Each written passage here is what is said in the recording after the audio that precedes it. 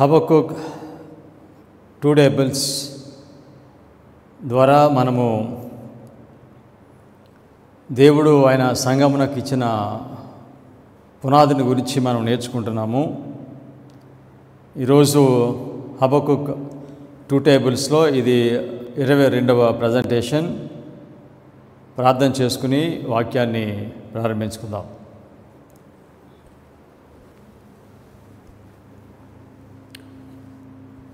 కృపగలిగిన మా పరలోకపు తండ్రి,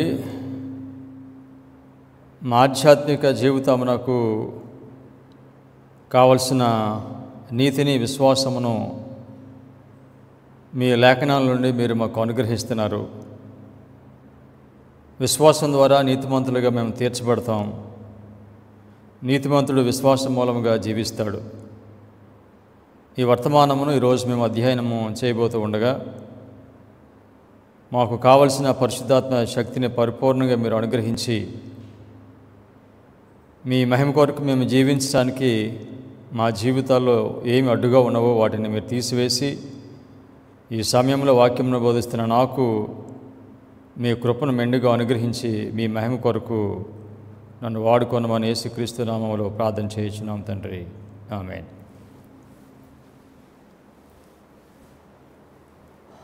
సూత్రం వెంబడి సూత్రము, లైన్ అపాన్ లైన్ అనే ఈ మెథడ్ ఉపయోగించి ప్రవచన చరిత్రను మనము చదువుకుంటున్నాము. సూత్రం వెంబడి సూత్రము, లైన్ అపాన్ లైన్ అనే ఈ బైబిల్ అధ్యయనంలో ఈరోజు మనము రైచియస్నెస్ బై ఫెయిత్, విశ్వాసం ద్వారా నీతి అనే అంశాన్ని మనం చదువుకోబోతున్నాము. విశ్వాసం ద్వారా నీతి కలుగుతుంది. విశ్వాసం ద్వారా మనిషి నీతిమంతుడిగా జీవిస్తాడు. ఇశ్రాయేలీలకు, నవీన ఇశ్రాయేలీలకు పునాది యేసుక్రీస్తు వారు. ఇశ్రాయేలీలకు పునాది 2 రాతి పలకలు అనగా 10 ఆజ్ఞలు. నవీన ఇశ్రాయేలీలకు పునాది 2 చార్ట్స్, హబక్కుక్ 2 టేబుల్స్. ఇశ్రాయేలీలు వారికి పునాది అయిన యేసుక్రీస్తును లిటరల్గా వారు సిలువ వేశారు. నవీన ఇశ్రాయేలీలు యేసుక్రీస్తు వారిని వారు కూడా సిలువ వేశారు.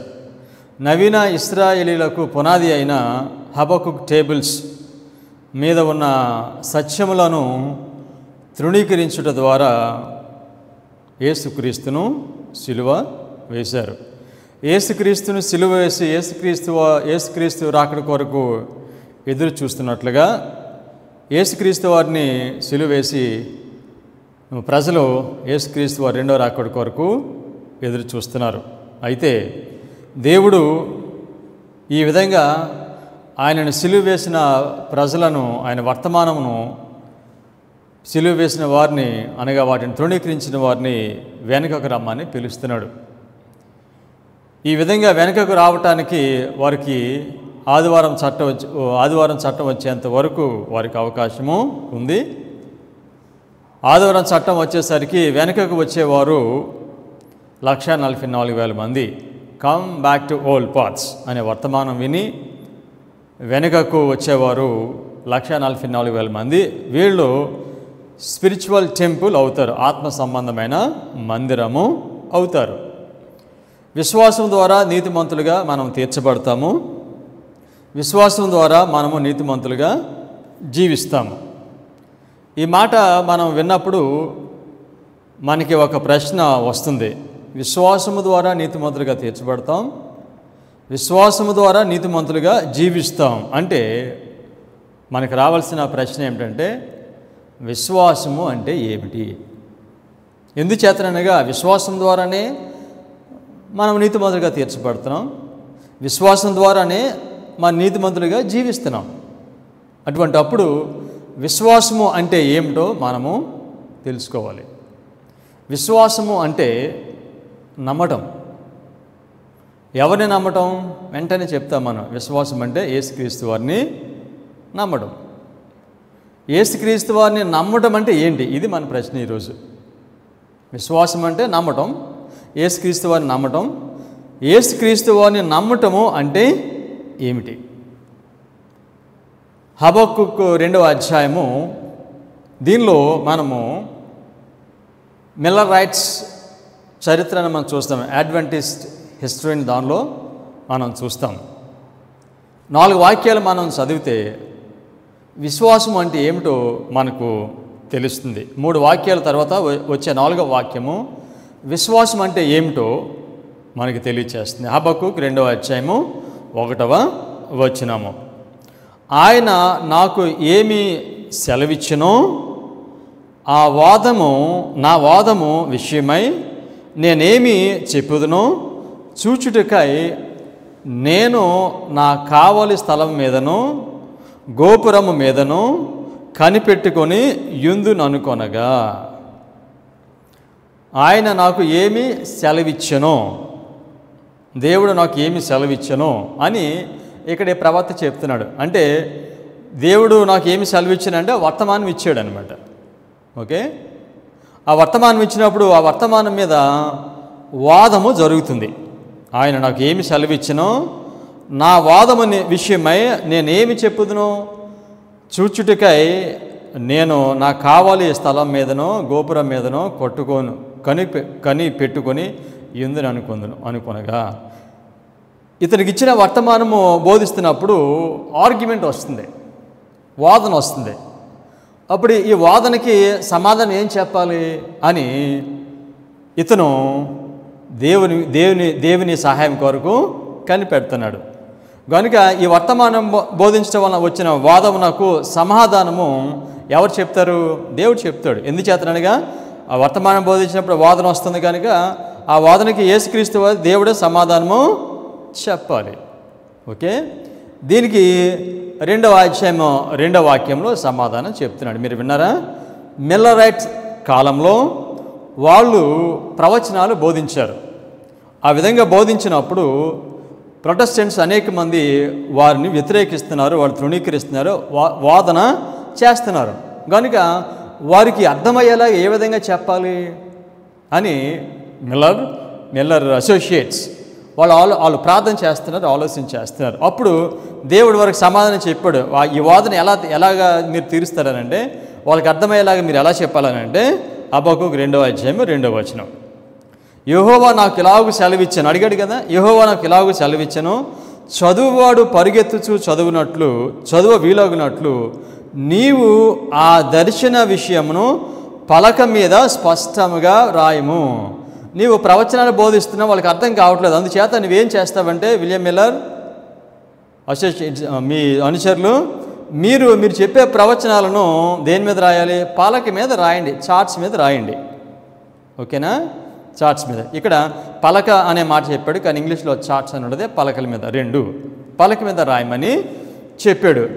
ఈ విధంగా పలక మీద రాయటం అంటే ఏమిటి? ఈ చార్ట్స్ మీద రాయటము. ఇవి ఎవరికి అర్థమవుతాయి?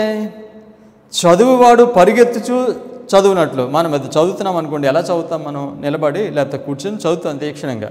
కానీ మీరు ఈ ప్రవచనాలను మీరు చెప్పే వర్తమానమును మీరు పలకల మీద రాయండి. ఈ పలకల మీద రాసినప్పుడు చదువువాడు పరిగెత్తుచు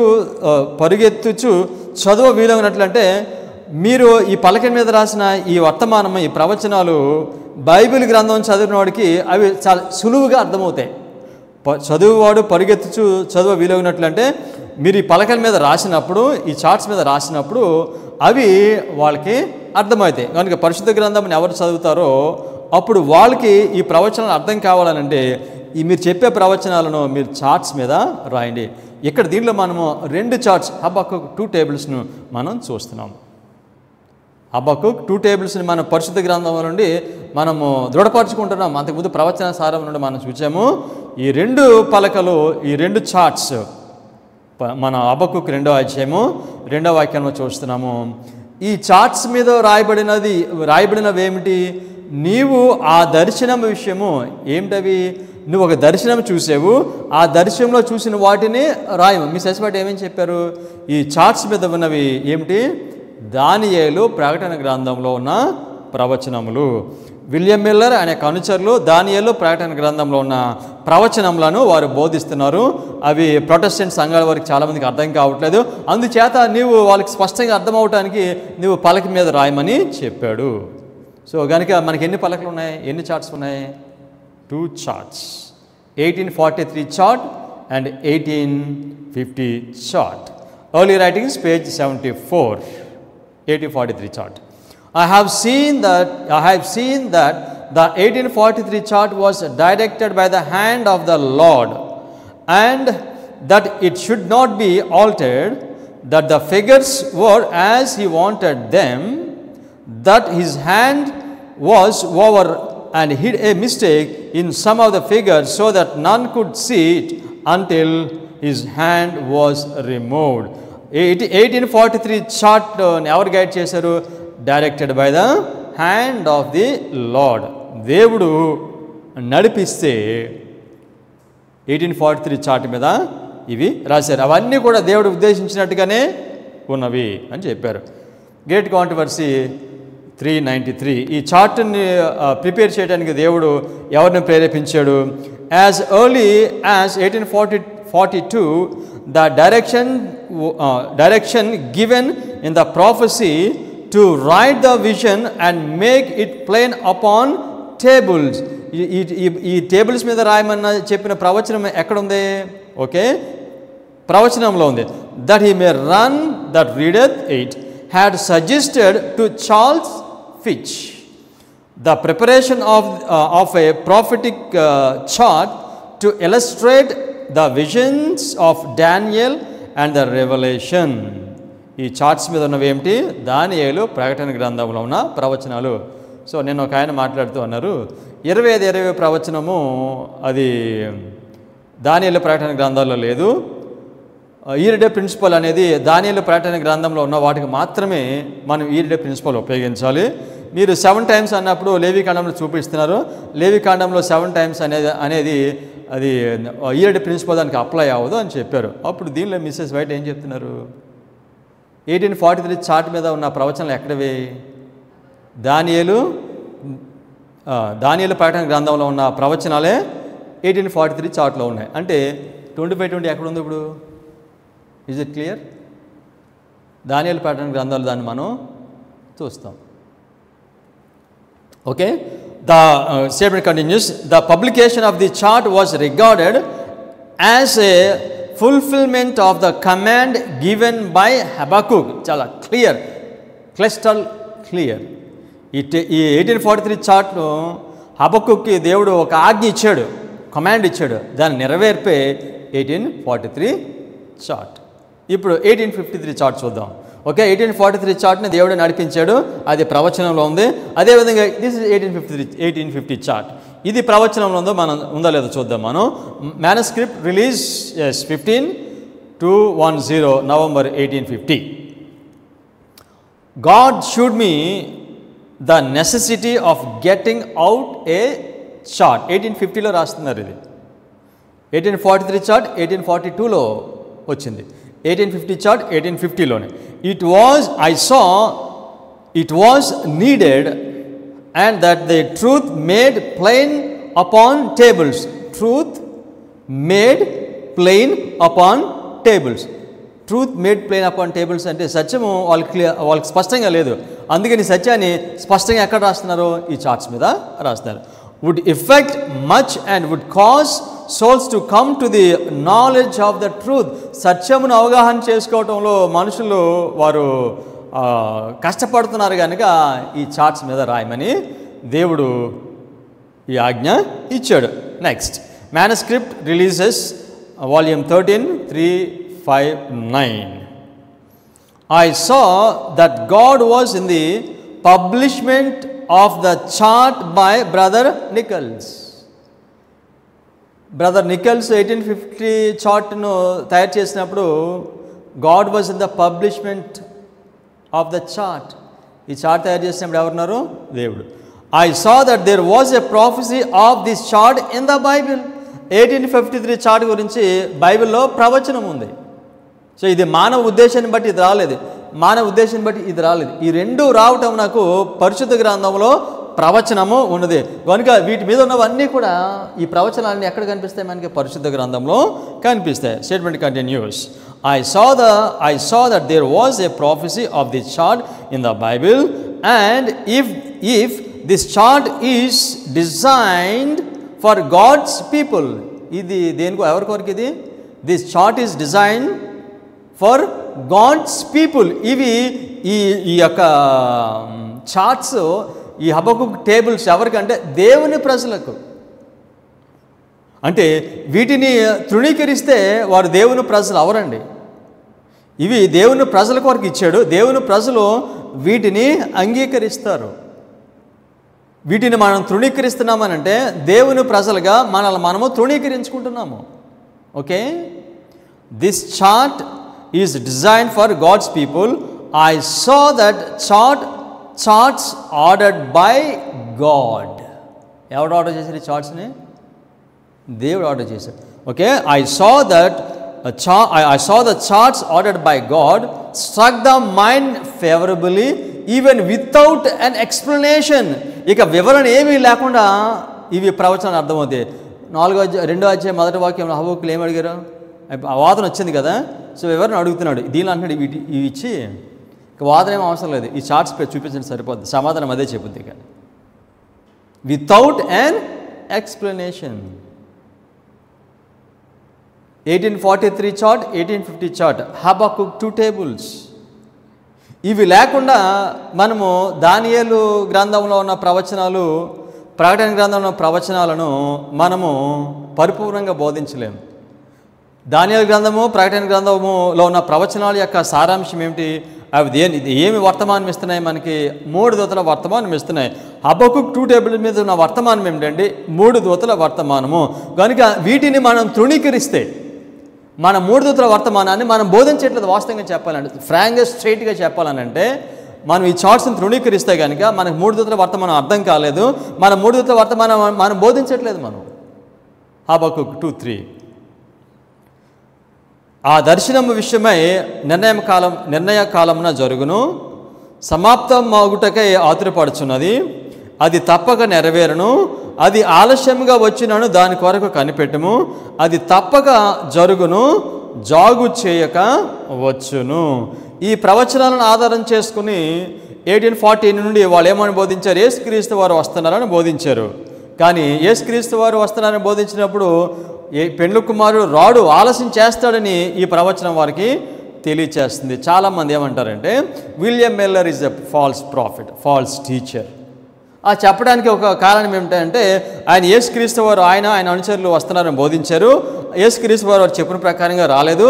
కనుక వారు ఫాల్స్ ప్రవచనాలను చెప్పారు, ఫాల్స్ ప్రాఫెసీస్ని బోధించారు. 25 false prophecy, that's what people are saying now. కానీ ఈ వాక్యం ప్రకారంగా వారు యేసుక్రీస్తు వారు వస్తారు రెండవసారి అన్ని ప్రవచనాల ఆధారంగా వారు చెప్తారు. 2300 ప్రవచనం ఆధారంగా చెప్తారు. కానీ అయితే ఆ విధంగా రాడు, ఆలస్యం జరుగుద్దని ఈ వాక్యంలో స్పష్టంగా దేవుడు రాశాడు. అయితే వీళ్ళకి అది వారికి డిసప్పాయింట్ అయిన తర్వాత ఈ వాక్యం యొక్క భావం ఏంటో వారికి అర్థమవుతుంది. కనుక దీని యొక్క నెరవేర్పు జరగనప్పుడు ఏమనుకున్నారంటే, ప్రొటెస్టెంట్స్ వారు అలాగే అనుకున్నారు. ఇప్పుడు మనం కూడా చాలామంది William Miller is a wrong profit, wrong teacher అని అనుకుంటున్నాం. ఓకే, ఈ స్టేట్మెంట్ చదివిన తర్వాత లిటరల్గా ఇక విలియం మిల్లర్ గురించి అతను ఫాల్స్ టీచర్, అది ఫాల్స్ ప్రాఫిట్ అనే మాట పరిశుద్ధాత్మ ప్రేరేపిస్తే ఇంకా మాట్లాడండి మనుషులు. యేసుక్రీస్తు వారు ఆయన శిష్యులకు నేను చనిపోతానని ఆయన చెప్పారు. ఓకే, కానీ అది వాళ్ళకి అర్థం కాలేదు. ఒకవేళ యేసుక్రీస్తు వారు చనిపోతారు అని వారు నమ్మి ఉంటే వారి ప్రవచనాన్ని నెరవేర్చేవారు కాదు. ఇప్పుడు మనం చదువుదాం. Great controversy, page 405. Had the disciples realized that Christ was going to judge and to death, they could not have fulfilled this prophecy. యేసుక్రీస్తు అని సిలువ వేస్తాడని, మరణిస్తాడు అనే ప్రవచనం ఉంది. ఓకే. సో కనుక యేసుక్రీస్తు వారు మరణించాలంటే ఏ విధంగా మరణిస్తాడో పాత నిబంధన గ్రంథంలో మనకు ప్రవచనాలు ఉన్నాయి. ఆయన ఏ విధంగా చనిపోతాడు, సిలువ వేయబడి చనిపోతాడు అని. ఒకవేళ ఆ యూదులు, దేవుని ప్రజలు ఈ ప్రవచనం అర్థం చేసుకుంటే ఈ ప్రవచనం నెరవేరేది కాదు. వాళ్ళు మిస్అండర్స్టాండ్ చేసుకున్నారు, అందుచేత ఈ ప్రవచనము నెరవేరింది. అనగా యూదులు వారు ప్రవచనాన్ని నెరవేర్చారు. Okay, statement continues. In like manner, అదేవిధంగా in like manner Miller and his associates fulfilled prophecy. William Miller ఆయన యొక్క అనుచరులు ఏం చేశారండి? వాళ్ళు ప్రవచనాన్ని నెరవేర్చారు. నేను ఇదే మాట చెప్తున్నాను, వాళ్ళు తప్పు బోధించలేదు, వారు కరెక్ట్గానే బోధించారు. వారు వాస్తవంగా చెప్పాలంటే దేవుని యొక్క ప్రవచనములను వారు నెరవేర్చారు. ఒకవేళ ఆ విధంగా వాళ్ళు ప్రవచనాన్ని, వాళ్ళకి నిరాశ కలుగుతుంది, యేసుక్రీస్తు వారు రాడు అని గ్రహించి ఉంటే కనుక వాళ్ళు ఈ ప్రవచనాన్ని చెప్పేవారు కాదు. వాళ్ళు అర్థం చేసుకున్నారు, వీటిని బోధించారు. ఒకవేళ వీటిని వీటిని పరిపూర్ణంగా అర్థం చేసుకుని యేసుక్రీస్తు వారు మనం చెప్పిన ప్రకారంగా రాడు అని ముందే వాళ్ళు అర్థం చేసుకుని ఉంటే కనుక వారు ప్రజలకు ఈ ప్రవచనాలు బోధించి ఉండేవారు కాదు. కనుక ఈ ప్రవచనాలను లోకమునకు బోధించాలంటే వారు డిసప్పాయింట్మెంట్ గురించి వారికి అర్థం కాకూడదు. సో కనుక విలియం మిల్లర్ అనే అనుచరులు ప్రవచనాన్ని నెరవేర్చారు, అందుచేతనే ఈ ప్రవచనాలన్నీ కూడా బోధించబడ్డాయి. Okay, statement continues. And gave a message which inspiration had foretold should be given to the world, but which they could not have given had they fully understood the prophecies pointing out their disappointment. వారి యొక్క నిరాశను కనుక వారు పరిపూర్ణంగా అర్థం చేసుకుని ఉంటే దేవుడి లోకమునకు చెప్పమన్న ఈ ప్రవచనాలు వారు చెప్పి ఉండేవారు కాదంట. Do you understand the point? So perfectly William Miller and his associates fulfilled the prophecy. ఇప్పుడు 3 వాక్యాలు అయిపోయినాయి కదా. హబక్కూకు 1:2 వాక్యాలు. 4వ వచనం వస్తుందండి. ఇప్పుడు 3 verses తర్వాత 3 angels మెసేజ్ తర్వాత 4th verse వస్తుంది. ఓకే, హబక్కూక్ 2:4 వారు యథార్థ పరులు కాక తమలో తాము అతిశయపడుదురు, అయితే నీతిమంతుడు విశ్వాసం మూలముగా బ్రతుకును. పరిశుద్ధాత్మను నడిపిస్తే మనకి విశ్వాసం ద్వారా నీతిమంతుడికి ఎలా తీర్చబడతాయి ఈ వాక్యం చెప్పేస్తుందండి మనకి. నీతిమంతుడు విశ్వాసం మూలముగా బ్రతుకుతాడు. విశ్వాసం ఏమిటి? విశ్వాసం ఏంటి తెలుసండి? హబక్కూక్ 2 tables. హబక్కూక్ 2 tables గురించి మాట్లాడిన తర్వాత 2వ వాక్యంలో నీతిమంతుడు విశ్వాసం మూలముగా బ్రతుకుతాడు. విశ్వాసము మూలముగా బ్రతుకుతాడు. మన విశ్వాసం ఏమిటి? యేసుక్రీస్తు వారు. ఓకే, మన విశ్వాసము యేసుక్రీస్తు వారు. ఈ చార్ట్స్ ఎవరు? Christ, rock of ages. మనం అంటాం విశ్వాసం అంటే యేసుక్రీస్తు వారిని నమ్మటం. యేసుక్రీస్తు వారిని నమ్మటము అంటే ఏమిటంటే ఆయన ప్రవచనములను నమ్మటం. ఆయన ప్రవచనములు ఎక్కడ ఉన్నాయి? ఈ 2 చార్ట్స్ మీద ఉన్నాయి. ఇప్పుడు అంటున్నాడు నీతిమంతుడు విశ్వాస మూలంగా జీవిస్తాడని అంటే దాని అర్థం ఏమిటంటే నీతిమంతుడు విశ్వాస మూలంగా జీవించిన విశ్వాసం అంటే ఈ 2 చార్ట్స్ మీద ఉన్న ప్రవచనములను నమ్మటము మన విశ్వాసము. What is our faith? What is Adventist faith? Christ. What is Christ? These 2 charts, ఈ చార్ట్స్ మీద ఉన్న ప్రవచనాలు అవి మన విశ్వాసము. ఎవరైతే వీటిని నమ్ముతారో ఆ మనిషి వీటిని బట్టి అతను బ్రతుకుతాడు. Rock of ages. If you don't believe Habakkuk 2 tables, we have no faith. Habakkuk 2 tablesని మనం నమ్మకపోతే మనకు యేసుక్రీస్తునందు విశ్వాసము లేదు. Very straight and clear. 25:20 is our faith. If you reject 25:20, you are rejecting faith of Christ. ఈ చార్ట్స్ మీద ఉన్నవి ఏవైనా సరే మనం రిజెక్ట్ చేస్తున్నామంటే ఎవరిని రిజెక్ట్ చేస్తున్నాం? మనం యేసుక్రీస్తు వారిని రిజెక్ట్ చేస్తాం. మనము వీ హ్యావ్ నో ఫెయిత్.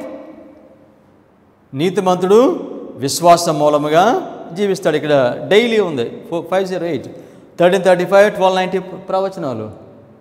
వాటిని మనం తృణీకరిస్తున్నామంటే దాని అర్థము మనకి విశ్వాసము లేదు. మనం యేసుక్రీస్తు వారిని తృణీకరిస్తున్నాం. నీతిమంతుడు విశ్వాసం మూలముగా జీవిస్తాడు. మన విశ్వాసం ఏమిటి?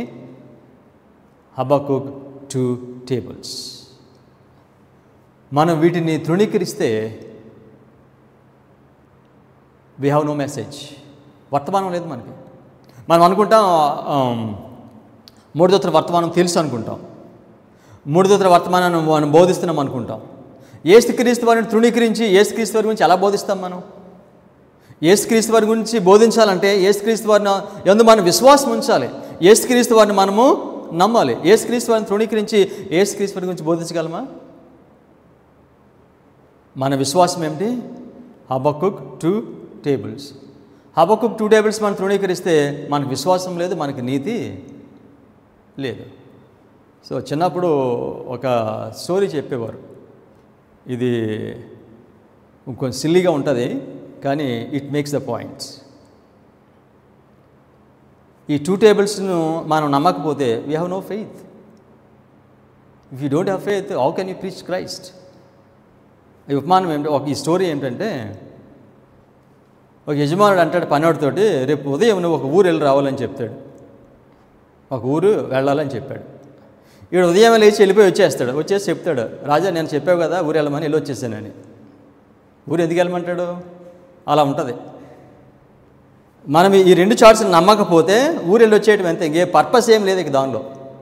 We are preaching the angel message, no target. 3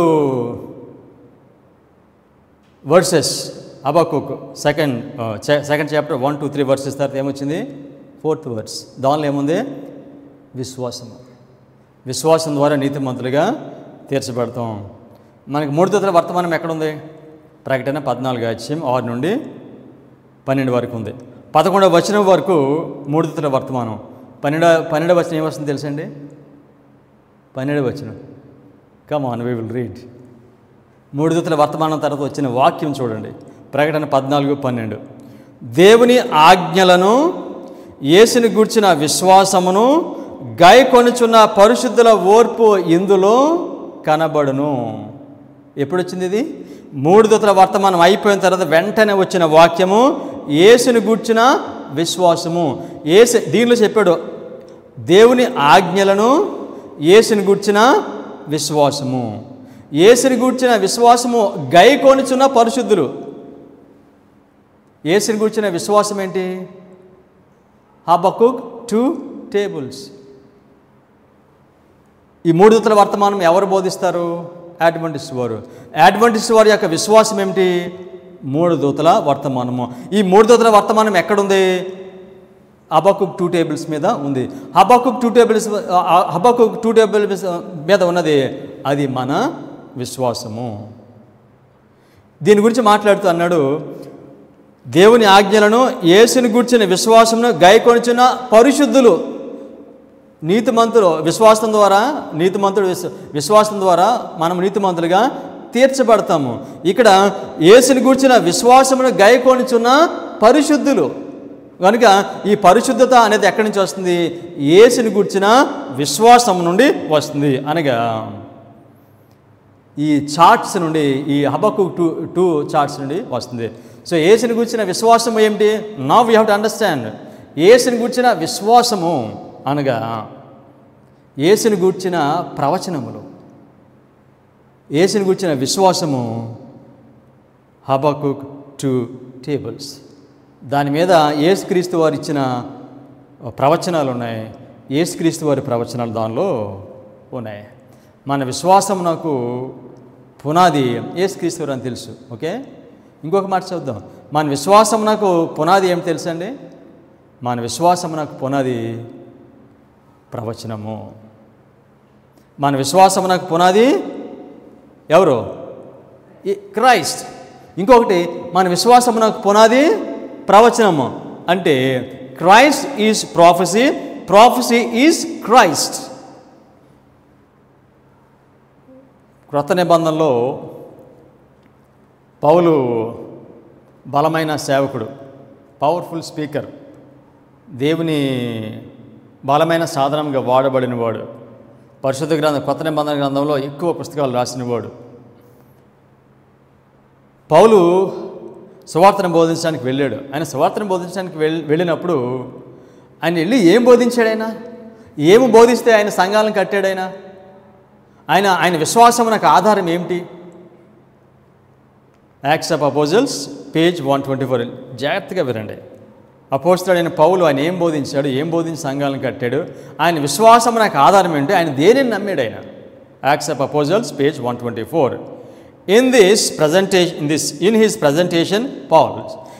presentations of the gospel, he sought to make plain the prophecies relating to the first advent of Christ. పౌలు ఆయన సువార్త బోధించడానికి వెళ్ళినప్పుడు ఏ విధంగా ఆయన సువార్త బోధించి ఆయన మనుషులను రక్షించాడో తెలుసండి. చాలామంది యేసుక్రీస్తు వారు వచ్చారండి, ఆయన బ్రతికారు, చనిపోయారు, లేచారు, వెళ్ళారు, అది కాదు ఆయన బోధించింది. ఆయన వర్తమానం ఫౌండేషన్ అది కాదండి. ఆయన ఏం బోధించాడు?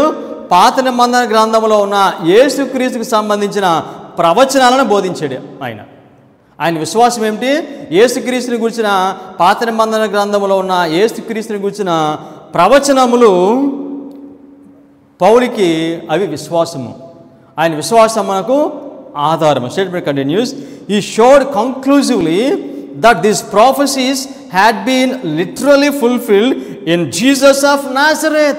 నజరేయుడు అని యేసుక్రీస్తు వారి గురించి ఆయన చెప్పినప్పుడు మొట్టమొదటిగా ఆయన ఏం చెప్పాడు? ఆయన చనిపోయాడు, ఆయన శ్రమపడ్డాడు, చనిపోయాడు, లేచాడు, ఇవన్నీ చెప్పినప్పుడు ఎక్కడికి వెళ్తున్నాడు? ఆయన పాత నిబంధన గ్రంథంలో ఉన్న ప్రవచనాల దగ్గరికి వెళ్తున్నాడు. ఒకవేళ పౌలు కనుక యేసుక్రీస్తుకు సంబంధించిన ప్రవచనాలు అర్థం చేసుకుని ఉండకపోతే కనుక ఆయన సువార్త బోధించడానికి వెళ్ళేవాడు కాదు ఆయన.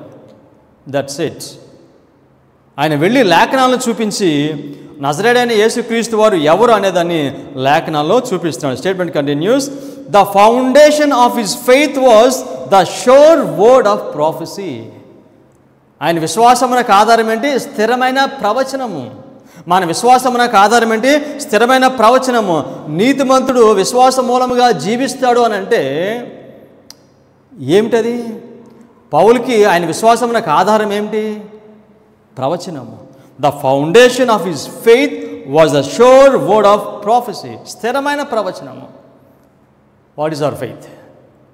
స్థిరమైన ప్రవచనము. పౌలు సాక్ష్యం ఏంటి? పౌలు సాక్ష్యము ఆయన విశ్వాసం. ఆయన విశ్వాసం ఏమిటి? మొదటి రాకడకు సంబంధించిన ప్రవచనాలు ఆయన విశ్వాసం. యేసుక్రీస్తు వారికి సంబంధించి ఆయన మొదటి రాకడ కొరకు సంబంధించిన ప్రవచనాలు ఆయన యొక్క విశ్వాసము. ఇప్పుడు అడ్వెంటిస్ట్ వారిగా మన సాక్ష్యం ఏమిటి? What is our testimony? మన విశ్వాసం ఏమిటి? రెండవ రాకడ కొరకు నడిపించే ప్రవచనాలు. అవి ఎక్కడ ఉన్నాయి? This 2 charts. Habakkuk 2 charts is our faith. ఇవి రెండవ రాకడ కొరకు నడిపిస్తున్నాయి. పౌలు ఏ విధంగా యేసుక్రీస్తు వారు మొదటి రాకడ ఆయన వచ్చాడని ఏ విధంగా ప్రవచనాలు చూపించి బోధించాడో, యేసుక్రీస్తు వారు రెండోసారి రాబోతున్నాడు అని మన ప్రవచనాలు చూపించి దానికి సంబంధించిన సంభవాలను మనము తెలియచేయాలి. మన సాక్ష్యము మన విశ్వాసము ప్రాఫెసీ. హబక్కుక్ 2 tables అవి క్రీస్తుని గూర్చిన సాక్ష్యం. క్రీస్తుని గూర్చిన విశ్వాసం ఉంది. క్రీస్తుని గూర్చిన విశ్వాసం అనే మాట ఎక్కడ చదివాం మనం? ప్రకటన 14వ అధ్యాయము 12వ వాక్యంలో చదివాం. ఆజ్ఞలు గైకొనుచు యేసుని గూర్చిన విశ్వాసం అనే మాట చదివాం. ఇదే మాటను యేసుని గూర్చిన విశ్వాసం అనే ఆజ్ఞలను, దేవుని ఆజ్ఞలను, యేసుని గూర్చిన విశ్వాసం అనే మాటలు ఇంకొక మాట వస్తుంది. తీసేసి ఏమొస్తుంది తెలుసండి? యేసుని గూర్చిన సాక్ష్యము. ఎక్కడుందో మనం చూద్దాం దాన్ని. ఇప్పుడు అది చదవక మునుపు ఒక విషయాన్ని గమనించాలి. మనం యేసుక్రీస్తుని గురించి సాక్ష్యం మనం ఇవ్వాలి. సో పౌలు యేసుక్రీస్తుని గురించిన సాక్ష్యము ఇచ్చాడు. యేసుక్రీస్తుని గురించిన సాక్ష్యము ఎంతమంది ఇస్తారు, ఎంతమంది ఇవ్వాలి? సో మనకు తెలుసు మినిమం 2 విట్నెసెస్ ఉంటేనే అది వ్యాలిడ్. కనుక యేసుక్రీస్తుని గురించిన సాక్ష్యం ఇవ్వాలంటే ఆయన ఒకసారి వచ్చాడు, మళ్ళీ రెండోసారి వస్తాడు, ఆయన మన సాక్ష్యం ఇవ్వాలనంటే, విశ్వాసం ద్వారా నీతిమంతులుగా తీర్చబడతాం మన సాక్ష్యం ఇవ్వాలనంటే, యేసుక్రీస్తు గురించి సాక్ష్యం ఇవ్వడానికి ఎంతమంది ఉండాలి? మినిమము 2 సాక్షులు ఉండాలి. యేసుక్రీస్తు వారి గురించి ఎవరెవరు సాక్ష్యం ఇస్తున్నారో మనం చూద్దాం. ఓకే, యూదులు యేసుక్రీస్తు వారు గురించిన ప్రవచనాలను వారు చదువుతున్నారు, కానీ ఆయన అర్థం చేసుకోలేకపోతున్నారు. ఆ సందర్భంలో యేసుక్రీస్తు వారు వాళ్ళతో మాట్లాడుతూ యోహాను సువార్త 5:39 లేఖనముల యందు మీకు నిత్య జీవము కలదని తలంచుచు వాటిని పరిశోధించుచున్నారు, అవే నన్ను గూర్చి సాక్ష్యం ఇచ్చుచున్నవి. యేసుక్రీస్తు గురించి ఎవరు సాక్ష్యం ఇస్తున్నారు? లేఖనములు సాక్ష్యము ఇస్తున్నాయి.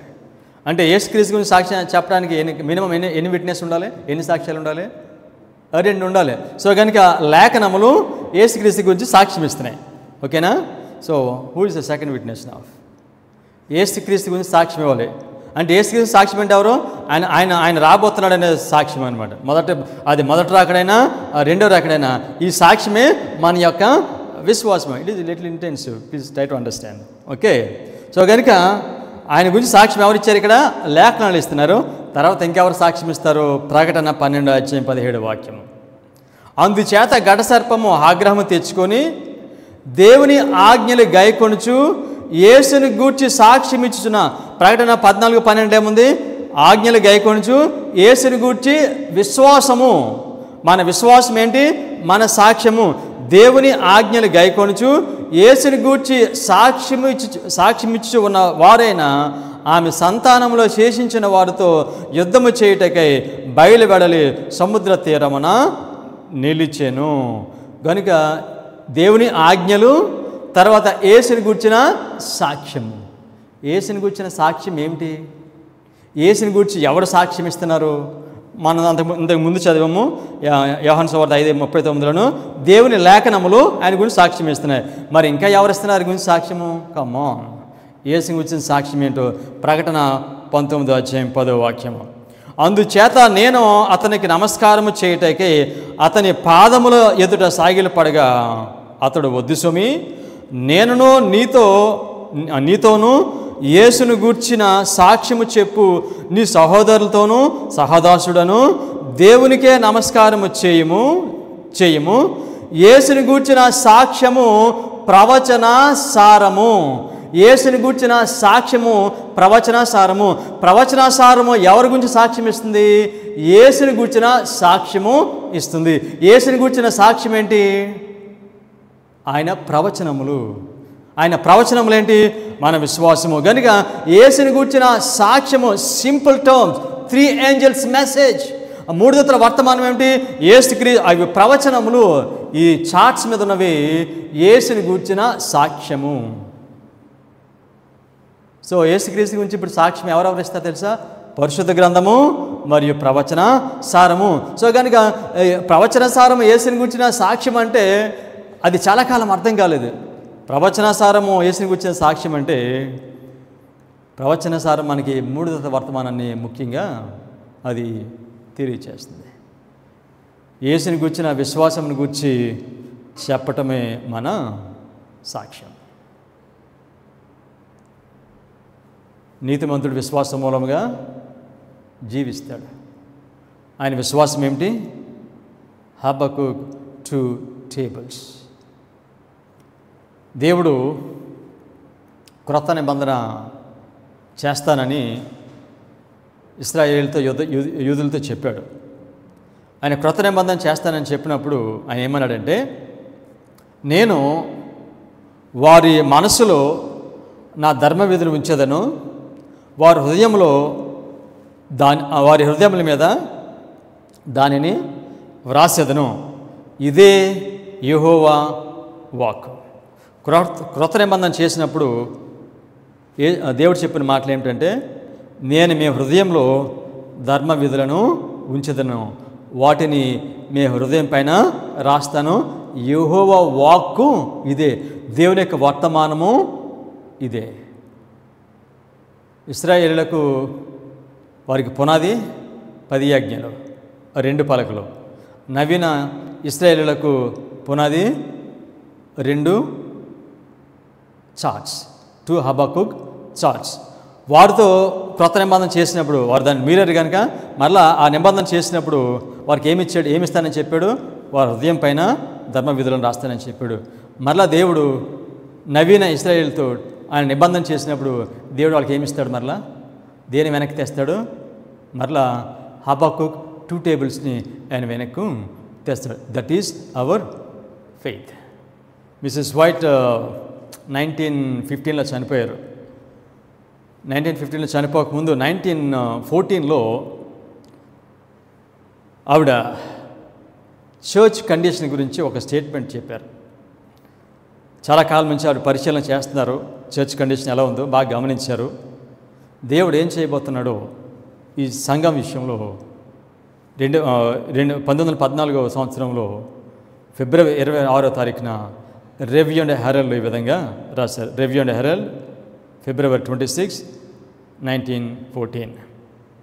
In the last days of this earth history, God's covenant with His commandment-keeping people is to be what?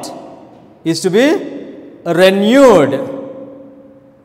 ఆజ్ఞలు గైకొనే ప్రజలతో ఈ లోక అంతంలో దేవుడు ఆయన నిబంధనను మళ్ళా రెన్యూవల్ చేసుకుంటాడంట. గాడ్ కమాండ్మెంట్ కీపింగ్ పీపుల్ ఎవరండి? At the end of the world we advantage. వారితో దేవుడు ఏం చేస్తున్నాడు? నిబంధనను రెన్యూవల్ చేస్తున్నాడు. నిబంధన వాళ్ళతో మరలా చేస్తున్నాడు. కనుక వారితో మరలా నిబంధన చేసినప్పుడు మొదట్లో నిబంధన చేశాడు. అడ్వెంట్ మూమెంట్, అడ్వెంట్ చరిత్ర ప్రారంభంలో వాళ్ళతో నిబంధన చేశాడు. దానిని మీరినప్పుడు మళ్ళీ ఏం చేస్తాడు? మళ్ళీ నిబంధన చేస్తాడు. మొదట్లో నిబంధన చేసినప్పుడు వారికి ఏమి ఇచ్చాడు? 2 హబక్కుక్ టేబుల్స్. తర్వాత చివరిలో మళ్ళీ నిబంధన చేస్తున్నాడు. ఎప్పుడు అన్నాడు? వరల్డ్స్ హిస్టరీ, లోక అంతంలో మరలా ఆజ్ఞలు గైకొనే వారితో మళ్ళా ఆయన నిబంధనను రెన్యూవల్ చేస్తాడు. రెన్యూవల్ చేస్తే ఏమిస్తాడు వాళ్ళకి?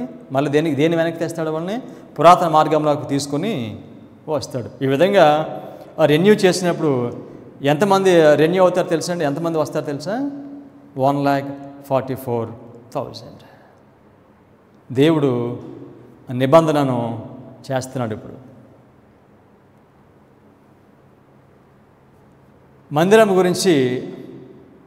మందిరంకు సంబంధించిన వర్తమానం గురించి తప్పుడు అవగాహన ఉండేది.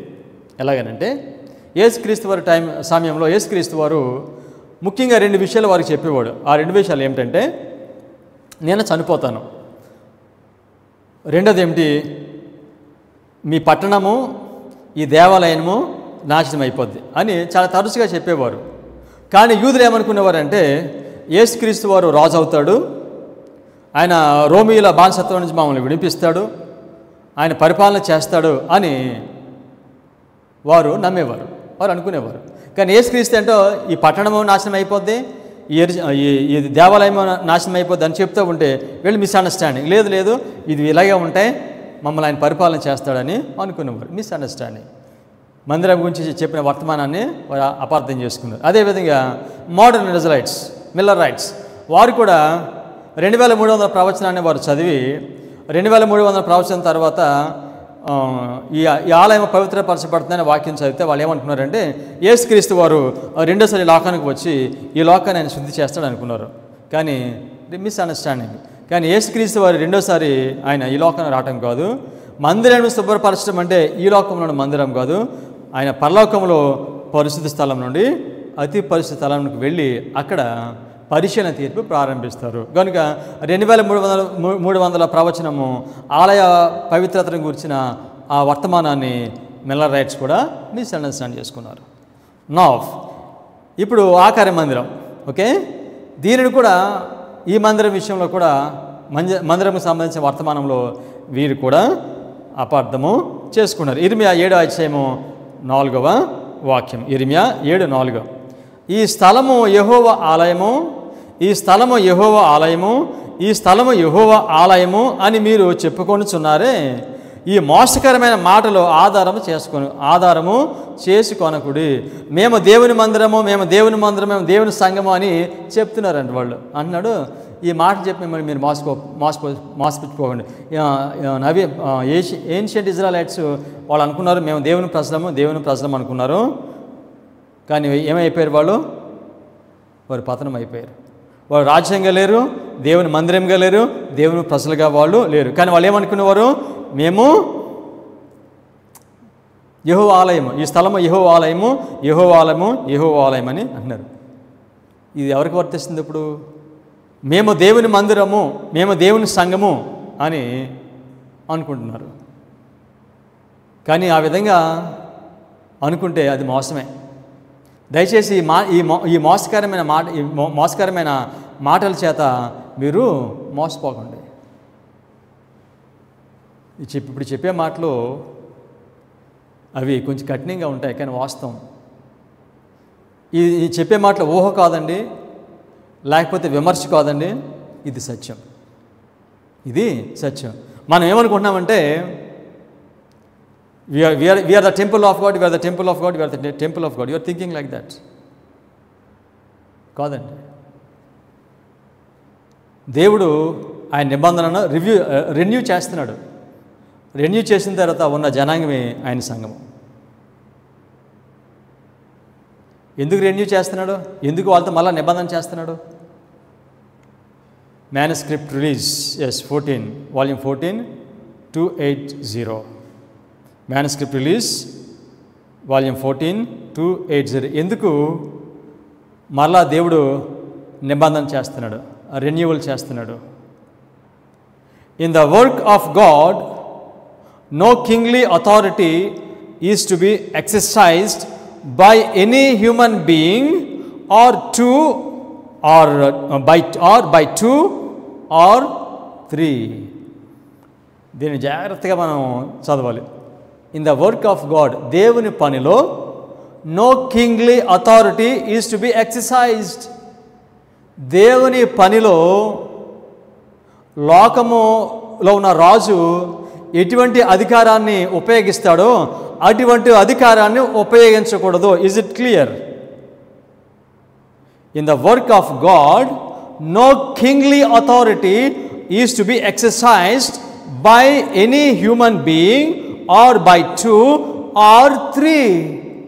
మేము దేవుని మందిరము, దేవుని ప్రజలము, దేవుని సంఘముని నడిపిస్తున్నాము అనేవారు ఈ లోకంలో రాజులు ఎటువంటి అధికారాన్ని ఉపయోగిస్తారో అటువంటి అధికారాన్ని వాళ్ళు ఉపయోగించకూడదు. వాళ్ళ గురించి చెప్తున్నారు, by any human being or by 2 or 3. ఏంటి ఎందుకు ఉపయోగిస్తున్నారు? ఒకరు కాదంట, ఇద్దరు కానీ ముగ్గురు కానీ వారి అధికారాన్ని ఉపయోగించకూడదు. వీళ్ళెవరో ఇద్దరు ముగ్గురు ఆఫీసర్స్ ఎక్కడ ఉంటారండి? So Mrs. White is striking, my brothers and sisters. Kingly authority. దేవుడు సంఘాన్ని విడిచిపెట్టి దాంతో కవెనెంట్ రెన్యూ చేయడానికి మళ్ళా నిబంధన చేయడానికి కారణం ఏంటి తెలుసండి? దేవుని ప్రజలు అయినటువంటి వారు, సంఘాన్ని నడిపిస్తున్న వారు ఏం అధికారాన్ని ఉపయోగిస్తున్నారు? వాళ్ళు కింగ్లీ అథారిటీ. ఈ కింగ్లీ అథారిటీని ఎక్కడ చూస్తాం మనము?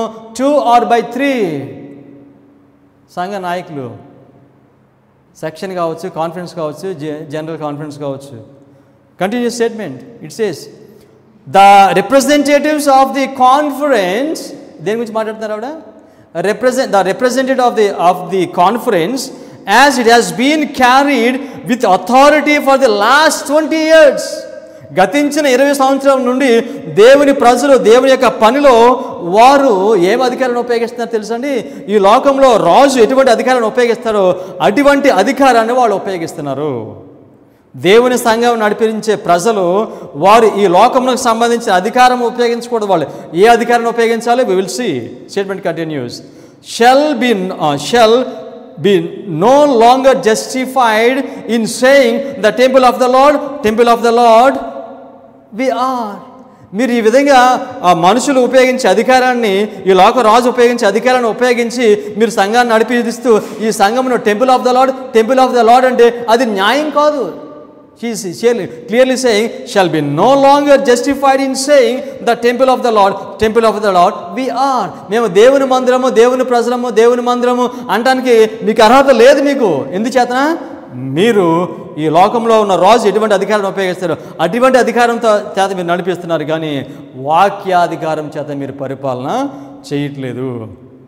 వాళ్ళు దేంతో పరిపాలన చేయాలి తెలుసండి? స్పిరిట్, ఫ్రూట్ ఆఫ్ స్పిరిట్తో పరిపాలన చేయాలి. వాళ్ళు దేంతో పరిపాలన చేస్తున్నారు?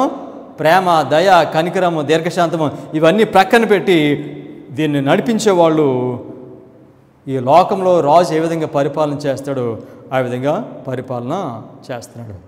కింగ్లీ అథారిటీ అనే మాట ఉపయోగించడం చాలా మీనింగ్ ఉందండి. అధికారము అని అంటే మనుషులు ఏమనుకున్నారు తెలుసు? నాయకత్వం అని అంటే మనుషులు అనుకుంటున్నారు అధికారం అనుకుంటున్నారు.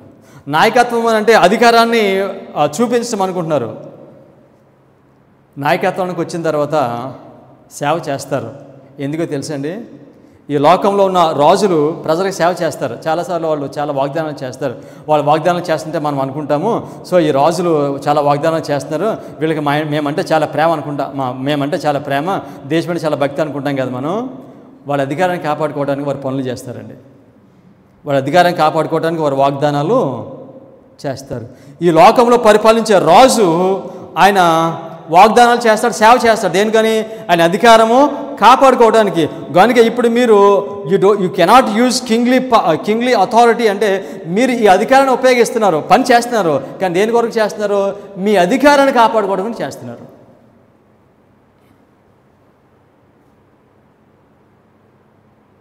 కనుక దేవుని సంఘము అయిన మనము ఈ దేవుని పనిలో కింగ్లీ అథారిటీ, రాజు చూపించే అధికారాన్ని, అటువంటి అధికారం ఉపయోగించి మన పరిపాలన చేస్తున్నాం. మరి ఇప్పుడు దేవుడు ఏం చేస్తాడు? మరి ఈ విధంగా మనం చేస్తే 20 సంవత్సరాలను గతించిన 20 సంవత్సరాల నుండి జనరల్ కాన్ఫరెన్స్ ఎలాగే చేస్తారని మిసెస్ వైట్ చెప్తున్నారు. అధికారంలోనికి దేవుడు అధికారం ఇస్తే ఈ అధికారం కాపాడుకోవడానికి మనుషులు సేవ చేస్తున్నారు. నో, మనం ఆత్మఫలం కలిగి దేవుని సేవ చేయాలి. Statement continuous. ఈ విధంగా మరి నాయకులు ఈ విధంగా పరిపాలన చేస్తే అప్పుడు దేవుడు ఏం చేస్తాడు? Statement continues. The Lord calls for wise men. Wise men ఎక్కడ చూస్తాం మనం? Vice virgins. వైస్ మెన్ ఇంకెక్కడ చూస్తాం? బుద్ధిమంతులు, జ్ఞానవంతులు. దానియేలు గ్రంథము 12వ అధ్యాయంలో చూస్తాము. ఈ వైస్ వర్జిన్స్ ఎక్కడ చూస్తాం? మత్తయి సువార్త 25వ అధ్యాయంలో మనము చూస్తాము. ఎవరు లేపుతాడంటే దేవుడు సేవ చేయడానికి? The Lord calls for wise men to preside over his work. ఆయన యొక్క పని యొక్క బాధ్యతను ఎవరికి ఇస్తాడు? వైస్ మెన్, బుద్ధిమంతులకు ఇస్తాడు. Okay, the Lord calls for wise men to preside over his work and to be faithful shepherds of his flock. నమ్మకంగా సేవ చేసే ఆయన గొర్రెలకు నమ్మకంగా సేవ చేసే విశ్వాసులకు ఆ పనిని అప్పగిస్తాడు. You guess who is this people? ఎవరికి ఇస్తాడు ఈ పని? Who is this flock? ఎవరు ఈ షెపర్డ్స్? ఎవరు ఈ షెపర్డ్? ఎవరు? 1,44,000. వీళ్ళు ఎక్కడి నుంచి వస్తారు? వీళ్ళు టెంపుల్ ఆఫ్ ద లార్డ్ అంటున్నారు, అక్కడి నుంచే వస్తారు. సో కనుక మీరు దేవుని పని చేయట్లేదు కనుక నేను వైస్ వర్జిన్స్, బుద్ధిమంతులు నేను ఎన్నుకుంటాను, వాళ్ళకి నేను ఈ పని ఇస్తున్నాను, వాళ్ళు ఈ పని చేస్తారు. Statement continuous. He has a work to be done in every city. Next, the general conference has fallen into strange ways. General conference has fallen into strange ways. Mrs. White is writing this. Strange ways అంటే ఏంటి? దేవుడిచ్చిన మార్గం కాకుండా వేరే మార్గాన్ని ఎన్నుకున్నా. దేవుడిచ్చిన మార్గం మీద మన విశ్వాసం ఏమిటి? కమ్ ఆన్, మన విశ్వాసం ఏమిటి? Habakkuk 2 tables. This is our faith. ఈ విశ్వాసాన్ని ప్రక్కన పెట్టి ఏం ఫెయిత్ తీసుకున్నాం మనము? 1863 chart. We have fallen into a strange ways. దేవుని మార్గం కాకుండా దేవుని మార్గాన్ని పక్కన పెట్టి వేరే మార్గాన్ని తీసుకున్నాము. అందుచేత దేవుడు ఏం చేస్తున్నాడు? ఇప్పుడు ఆయన మార్గం మీద పనిచేసేవారు కావాలి, ఆయన మార్గంలో నడిచేవాళ్ళు కావాలి, ఆయన పునాది పైన కట్టేవాళ్ళు దేవునికి కావాలి. అందుచేత మరలా ఆయన ఈ నిబంధన చేస్తున్నప్పుడు ఆయన బుద్ధిమంతులను తీసుకుంటాడు. Statement continuous. And we have reason to marvel that judgments have not fallen. మనకంట మనం ఆశ్చర్యపోవాలంట. ఎందుకని? మన మీదకి ఇంకా దేవుని తీర్పులు రావట్లేదని మనం ఆశ్చర్యపోవాలి. ఎందుకంటే మన యొక్క పరిస్థితి ఆ విధంగా ఉంది. అయినప్పటికీ కూడా దేవుడు మనం శిక్షించకుండా ఆయన కృపను, ఆయన దేవుని దయను చూపిస్తూనే ఉన్నాడు. కానీ దేవుడు చెప్పాడు ప్రార్థన గ్రంథంలో, మీరు నా మాట వినకపోతే నేను మిమ్మల్ని శిక్షిస్తాను. ఆయన దేవుడు అబద్ధమాటకు ఆయన మానవుడు కాదు. ఆయన చెప్పేటట్టు తప్పనిసరిగా చేస్తాడు. దేవుని యొక్క ప్రజల్ని ఆ పాత్ర గ్రంథంలో ఆ విధంగా శిక్షించాడు ఆయన. కానీ వారి చరిత్రతో మన చరిత్రను పోలిస్తే మనల్ని కూడా దేవుడు శిక్షించాలి. శిక్షించినందుకు మనం అందరం మార్వెల్, ఆశ్చర్యపోవాలి. మనము దేవుడు శిక్షించే స్థితిలో మనం ఉన్నాము. కానీ దేవుడు శిక్షించకుండా ఇంకా కనికరం చూపిస్తున్నందుకు we should marvel. What a statement. We have reason to marvel. మనకంటే ఆశ్చర్యపడడానికి కారణం ఉందంట. We have reason to marvel the judgment has not fallen, showing by terrible things in righteousness. ఆయన నీతిని బట్టి ఆ భయంకరమైన సంగతిని మనం చూపించాలి. ఓకే, ఈ మాట ఎక్కడో తెలుసండి? By terrible things in righteousness. కీర్తనలో 65 అధ్యాయం 5వ వాక్యాన్ని ఉన్న మాట ఇక్కడ మిసెస్ వైట్ కోట్ చేస్తారు. తర్వాత that God is not a man that he should లై. ఈ మాట ఎక్కడో తెలుసండి? సంఖ్యాకాండము 23 అధ్యాయం 19వ వాక్యం. ఈ రెండింటిని మిసెస్ వైట్ ఉపయోగిస్తారు. ఏంటి తెలుసా? ఆయన ప్రజల మాట ఆయన చెప్పిన మాట వినకపోతే కనుక దేవుడు అనేకమైన సార్లు ఆయన హెచ్చరిక చేసిన తర్వాత దేవుడు వాడిని శిక్షిస్తాడు. కానీ ఇంకా మనం శిక్షించట్లేదు. దాన్ని బట్టి మనం ఆశ్చర్యపోవాలి. దేవుడు చెప్పితే చేస్తాడు. ఆయన మానవుడు కదా అబద్ధం చెప్పడానికి. ఆయన నిజమే చెప్తాడు, కానీ ఇంకా డిలే చేస్తున్నాడు ఆయన. నేను చెప్పే మాటలో ఈ ఊహ కాదండి ఇది, లేకపోతే విమర్శ కాదండి ఇది. This is truth. This is truth. ఈ మాటలు చెప్తూ ఉంటే సత్యం మీద ప్రేమ లేదు, ప్రవచనసారం మీద ఆసక్తి లేదు, చర్చ్ స్టాండర్డ్స్ కాపాడే భక్తి లేదు. కానీ సంఘం యొక్క పరిస్థితి చెప్తూ ఉంటే సంఘం మీద ప్రేమ పౌరుషం పుట్టుకొచ్చేస్తుంది మనుషులకి. నేను చెప్తున్నాను, నిజంగా సంఘాన్ని ప్రేమించేవాళ్ళు, సంఘాన్ని రివైవ్ చేయాలనుకునే వాళ్ళు ఈ వర్తమానం వాళ్ళు ప్రేమిస్తారండి. ఈ చెప్పే మాటలు ఇవి మనుషుల ఊహ కాదండి, ఇది లేకపోతే విమర్శ కాదండి, ఆగ్రహం కాదండి. This is truth. This is the condition of the church. Temple of the Lord, temple of the general conference is not the temple of the lord. We are not the temple of the Lord, my brothers and sisters. Temple of the Lord is coming. ఆత్మ సంబంధమైన మందిరము రాబోతుంది. 144,000 మంది మన విశ్వాసమునకు పునాది అయిన ప్రవచనం మీద వారు నిర్మాణము చేస్తారు. పౌలు ఆయన పునాది మీద కడతాడు. 1 కొరింథీయులు 3వ అధ్యాయము 9 నుండి 11 వరకు. మేము దేవుని జత పనివారమై ఉన్నాము. మనం దేవుని జత పనివారమై ఉన్నాము అంటే అర్థం ఏంటి తెలుసండి? మనం దేవుని జత పనివారమై ఉన్నాము. పునాది ఎవరు? యేసుక్రీస్తు వారు. ఆ పునాది పైన కట్టడము, ఆ పునాది మీద ఎవరైతే కడతారో వారు దేవుని జత పనివారు అవుతారు. మళ్ళీ రిపీట్ చేయమంటారా? మేము దేవుని జత పనివారమై ఉన్నాము. దేవుడు పునాది వేశాడు, ఆ పునాది మీద కట్టేవారు దేవుని జత పనివారు. ఆ పునాదిని ప్రక్కన పెట్టి వేరే పునాది వేస్తే వారు దేవునితో జత పనివారు కాదు. మన పునాది ఏమిటి? 1843, 1850 చార్ట్స్, హబక్కుక్ 2 tables. మేము దేవుని జత పనివారమై ఉన్నాము. మీరు దేవుని వ్యవసాయమును, దేవుని మీరు వ్యవసాయమును దేవుని గృహమునై ఉన్నారు. దేవుని గృహం అంటే ఏమిటి? చర్చ్. మీరు దేవుని గృహమై ఉన్నారు. దేవుడు నాకు అనుగ్రహించిన కృప చొప్పున నేను నేర్పరి అయిన శిల్పకారుని వలె పునాది వేసి తిని మరి ఒకడు దాని మీద కట్టుచున్నాడు. నేను పునాది వేశాను, మరి ఒకడు దాని మీద కట్టుచున్నాడు. ప్రతివాడు దాని మీద ఎలాగో కట్టుచున్నాడో జాగ్రత్తగా చూచుకున్న వాళ్ళను. వేయబడినది తప్ప మరి యొక్క పునాది ఎవడను వేయనేరడు. ఈ పునాది యేసుక్రీస్తే. దేవుని జత పనివారు ఎవరనగా దేవుడు పునాది వేశాడు, ఆ పునాది పైన కట్టేవాడు దేవునితో జత పనివాడు. Are we collaborates with Christ? అది వాస్తవం అయితే ఈ రెండింటిని మనం బోధిస్తూ ఉండాలి. ఇది మన విశ్వాసం. ఎవరైతే ఆ పునాది పైన కడతారో వాళ్ళు ఏమవుతారు? వారు దేవుని మందిరము అవుతారు. Spiritual temple. కంటిన్యూస్. 1 కొరింథీయులు 3:16-17. మీరు దేవుని ఆలయమై ఉన్నారనియు దేవుని ఆత్మ మీలో నివసించుచున్నాడనియు మీరు ఎరుగురా? మీరు ఎవరంట? దేవుని ఆలయం. ఎవరెవరిలో దేవుని ఆలయం? At the end of the world 1,44,000.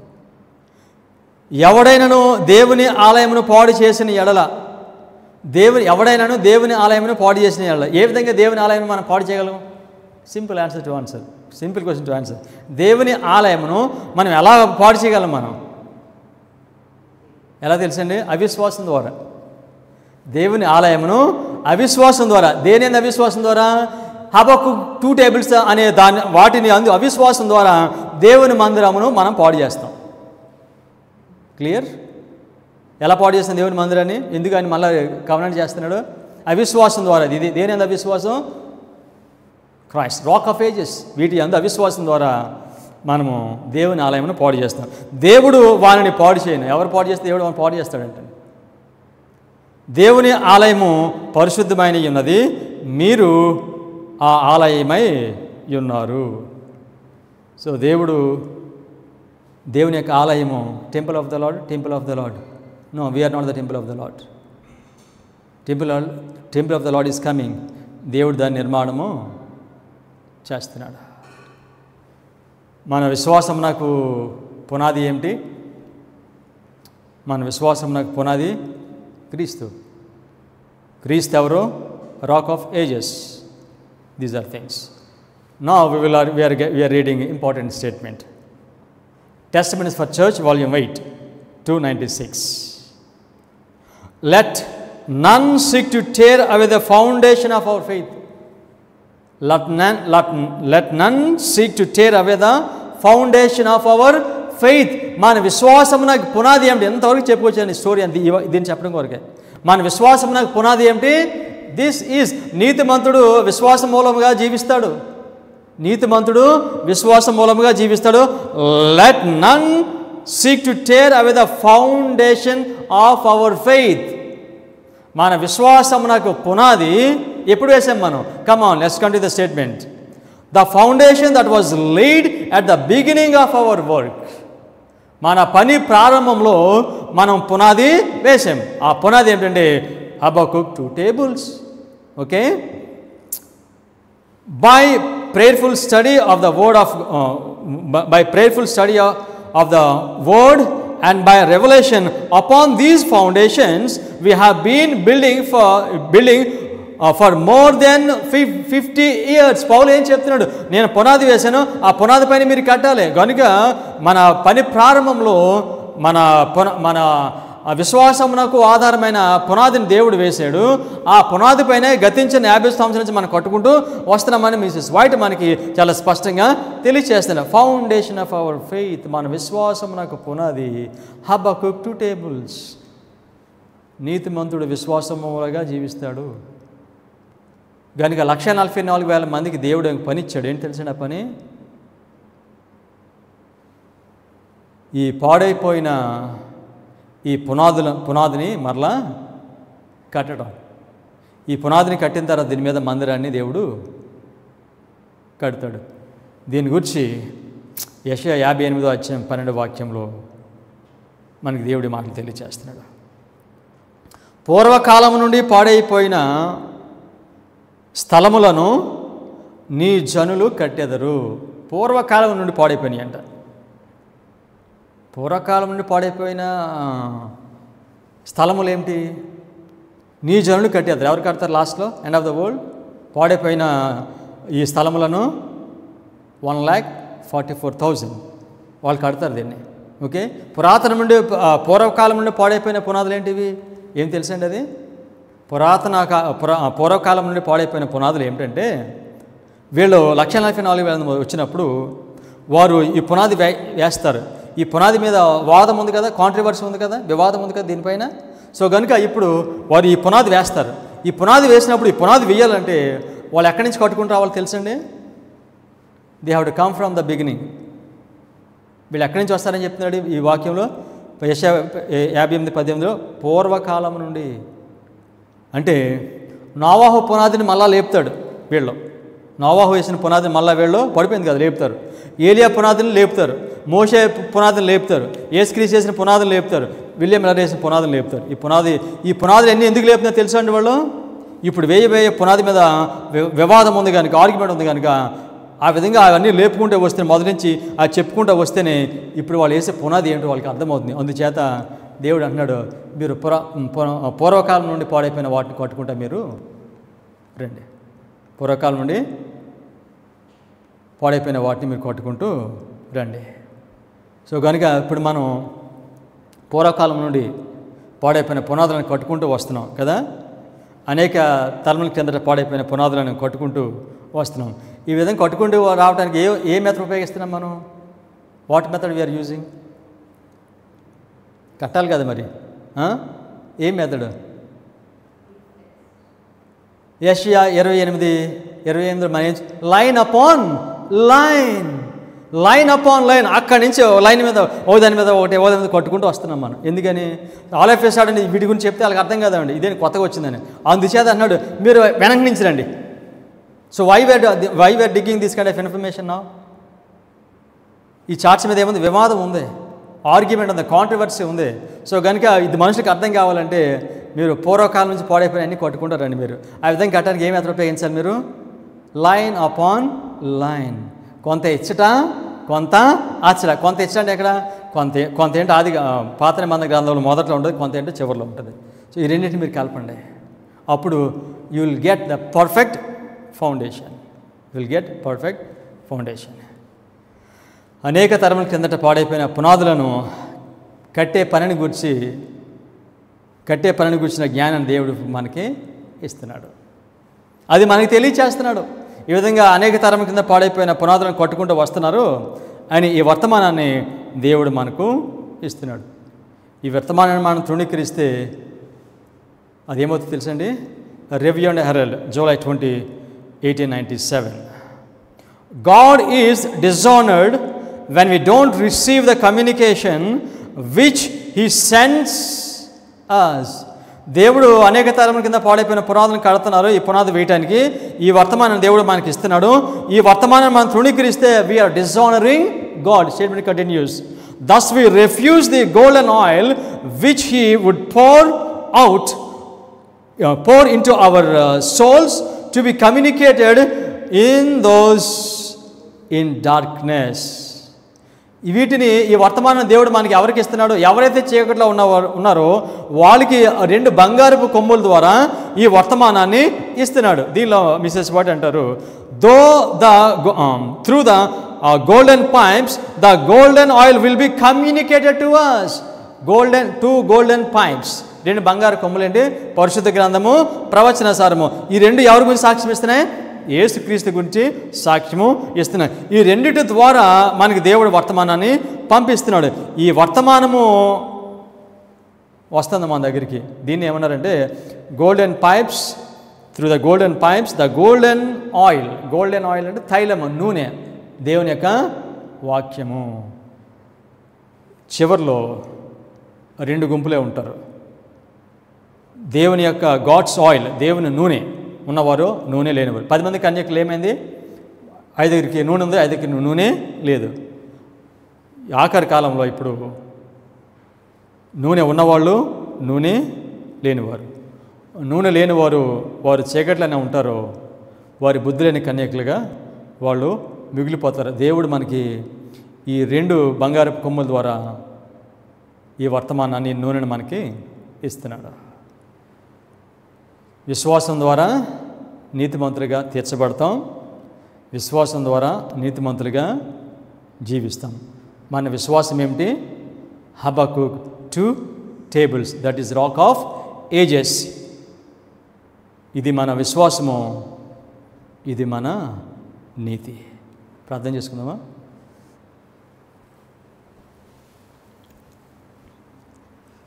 కృపగలిగిన పరలోకపు తండ్రి, మీరు మరలా పురాతన మార్గంలోనికి రమ్మని మీరు మమ్మల్ని పిలుస్తున్నారు. ఈ పురాతన మార్గములు మరలా కట్టబడుతున్నాయి. దానికి సంబంధించిన పవిత్ర సమాచారమును మీరు మాకు అనుగ్రహిస్తున్నారు. వీటి ద్వారా మమ్మలను విశ్వాసంతో బలపరిచి నీతిమంతులుగా చేస్తారు. ప్రభు, ఈ వర్తమానము అంగీకరించే హృదయము మీ ప్రజలకు మీరు అనుగ్రహిస్తున్నారని, మీ ప్రజలను మీరు సమకూర్చుకుంటున్నారని వర్తమానం ద్వారా మేము అవగాహన చేసుకుంటున్నాం. ప్రభా, మీరు ఇచ్చిన ఆధిక్యతకై మీకు ధన్యవాదాలు. ఈ యొక్క నూనెను పొందటంలో మేము అలక్ష్యం చేస్తూ ఉంటే, దానికి ఆటంకంగా మేము ఉంటే ఆటంకాలన్నీ తీసివేసి మీరిచ్చే ఈ జ్ఞానాన్ని అంగీకరించి విశ్వాసం ద్వారా నీతిమంతులు అవుతామని ఈ మాటను మా జీవితంలో మీరు నెరవేర్చమని మీ కుమారుడైన యేసుక్రీస్తు నామములో ప్రార్థన చేయుచున్నాం తండ్రి. ఆమేన్.